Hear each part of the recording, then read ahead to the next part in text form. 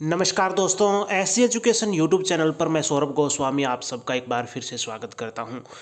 पिछले वीडियोस पर आपने इतना प्यार दिखाया, उसके लिए दिल से शुक्रिया। आप इसी तरीके से प्यार और सपोर्ट दिखाते रहो। मैं आपके लिए इसी तरीके से शिक्षा और जॉब से जुड़ी हुई सभी जानकारी सबसे पहले विद प्रूफ पक्की खबर आपके सामने लेकर के आता रहूँगा। आज इस वीडियो में हम बात करेंगे एचएससी की तरफ से बड़ी ब्रेकिंग अपडेट्स निकल करके आ रही है उसके बारे में। सबसे बड़ी खुशी की बात तो यह है कि सीईटी जो है उसको क्वालिफाई नेचर करने के बारे में एक बड़ी अपडेट निकल करके आई है, जिससे 4 गुना का जो झंझट था वो खत्म होने वाला है। कहीं ना कहीं युवाओं के लिए बड़ी खुशखबरी निकल करके आ रही है। कहाँ से अपडेट निकल करके आ रही है विद प्रूफ आपको दिखाने वाला हूँ। पूरा का पूरा जो डिटेल्स में इस वीडियो में आपको बताने वाला हूँ। वीडियो थोड़ी लंबी हो सकती है, लेकिन वीडियो में जानकारी आपको पूरी मिल जाएगी। आपको इधर उधर जा करके अनेक प्रकार की वीडियोज़ देखने की ज़रूरत नहीं पड़ेगी। तो चलिए दोस्तों, वीडियो की शुरुआत करते हैं। उससे पहले वीडियो पर एक लाइक बनता है, लाइक दबा दीजिएगा। चलिए दोस्तों, देखिएगा यहाँ पर आज का जो दैनिक सवेरा न्यूज़पेपर है उसके हवाले से नई अपडेट निकल करके आ रही है, जिसमें क्या कहा गया है यहाँ पर आप देख सकते हैं। मुख्यमंत्री नायब सिंह सैनी की अध्यक्षता में हुई बैठक में सीईटी को क्वालिफाई करने पर चर्चा। यानी कि हरियाणा के मुख्यमंत्री नायब सिंह सैनी की अध्यक्षता में एक बैठक हुई थी और उसमें चर्चा की गई थी सीईटी को क्वालिफाई नेचर करने की। नीचे डिटेल्स में देखिएगा क्या कुछ दिया गया है, आप यहाँ से पढ़ सकते हैं। तो देखिएगा यहाँ से डिटेल में देखो। हरियाणा कर्मचारी चयन आयोग ने प्रदेश सरकार से कहा कि सीईटी क्वालिफाई होना चाहिए। मुख्यमंत्री नायब सिंह सैनी की अध्यक्षता में मंगलवार को वहां हुई बैठक में सीईटी संशोधन पर चर्चा हुई। सभी सीईटी में संशोधन पर फाइनल फैसला होना है, मगर हरियाणा कर्मचारी चयन आयोग ने मुख्यमंत्री को उन समस्याओं की जानकारी दी जो सीईटी लागू करते समय आयोग के सामने आई थी। यानी कि पहले सीईटी हो चुका, आपको पता है।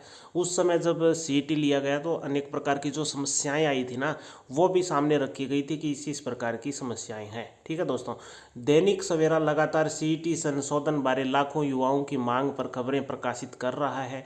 आखिरकार सरकार ने खबरों का संज्ञान लेते हुए इस पर चर्चा की।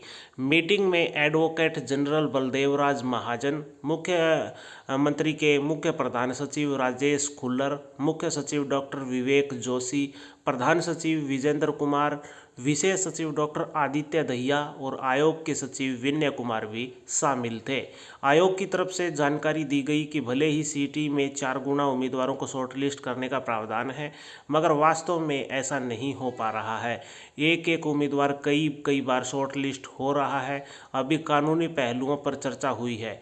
मुख्यमंत्री नायब सिंह सैनी चाहते हैं कि अधिक से अधिक युवाओं को मौका मिलना चाहिए, मगर अभी इस पर अंतिम फैसला होने के बाद पता चलेगा कि ऐसा होगा या नहीं। ठीक है दोस्तों, तो ये यहाँ पर डिटेल्स में मैंने आपको बता दिया है। आप भी जा करके देखना चाहें तो देख सकते हैं, आज के न्यूज़पेपर में डाला गया है। ठीक है दोस्तों, आगे देखिएगा यहाँ पर क्या कहा गया है, यहाँ से भी आप डिटेल में पढ़ सकते हैं। हरियाणा सीईटी के लिए फिलहाल वन टाइम रजिस्ट्रेशन शुरू होने के संकेत नहीं। सीईटी में अभी संशोधन नहीं हुआ है।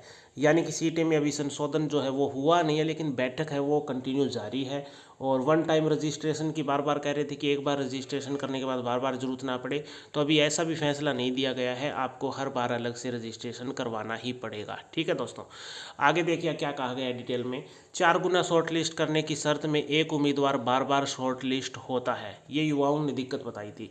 आयोग ने मुख्यमंत्री नायब सिंह सैनी को जानकारी दी कि सीईटी पॉलिसी में कुल पदों की संख्या से 4 गुना उम्मीदवारों को शॉर्ट लिस्ट करने के कारण एक ही उम्मीदवार कई बार शॉर्ट लिस्ट हो रहा है।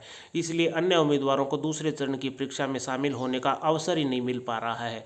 इससे उन उम्मीदवारों में नाराजगी है जो अपने विषय के ज्ञान में अच्छे हैं। साथ ही यह एक गलत धारणा पर आधारित है कि जो उम्मीदवार चरण 1 की परीक्षा में अच्छा प्रदर्शन नहीं कर पाया, वह दूसरे चरण में भी अच्छा प्रदर्शन करने में विफल रहेगा।